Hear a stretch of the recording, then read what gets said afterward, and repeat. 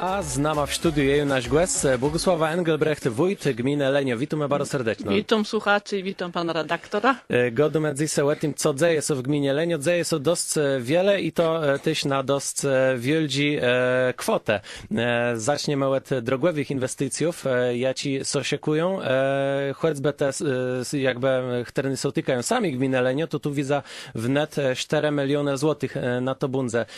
Na jakich dzylach drodzi to te usprawnienia będą i w jakim czasu to będzie realizowane? Ja, masa też mamy w ogóle projekty z Unii Europejskiej, dokładnie z Programu Rozwoju Obszarów Wiejskich.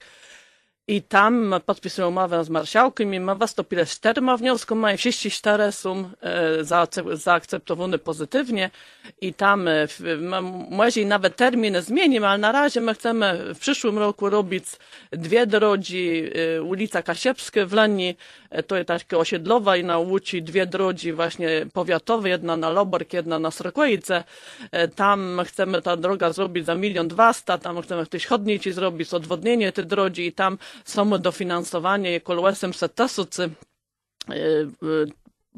Droga, co my robimy to w Zakrzywie, na Folwarku.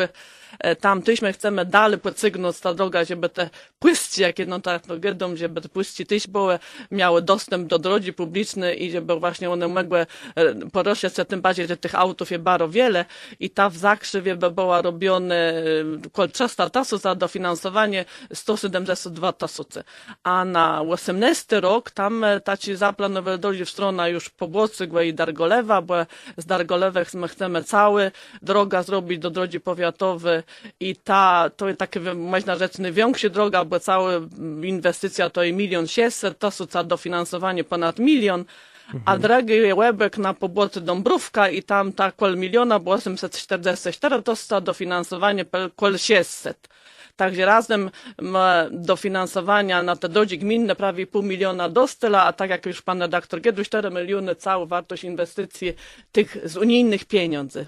I to są plus te drogi, jakie sama gmina tu jakby realizuje, ale też mamy tu we współrobocie z innymi podmiotami i prawie jakie drogi tu będą tym obwinięty? Tyłe bardzo wielkie inwestycja, budowa ronda na Rosokach, to jest skrzyżowanie Łebno, Lazeno, Smarzeno, Pobłocy, tam były takie wypadki, to jest takie niebezpieczne skrzyżowanie i tam no wielka inwestycja, też z dofinansowaniem takiego programu rozwoju, bo to tak jak my z Chetynówki na to jedno, ale tam wystąpił o dofinansowanie i my liczymy, bo w październiku to my bez wiadomo, czy my dostaniemy, czy nie i my na dys zaplanowali, że gmina Lenia musi te 1 200 000 do tej całej inwestycji dołożyć.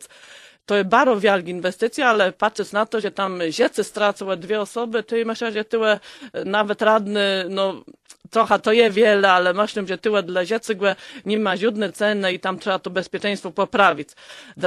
Drogi też taki wspólny projekt to i z powiatem i z gminą Łęczyce. My by chcieli już w końcu zrobić ta droga powiatową z Łesyka na Nywć. Ta naprawdę jest bardzo w tragicznym stanie.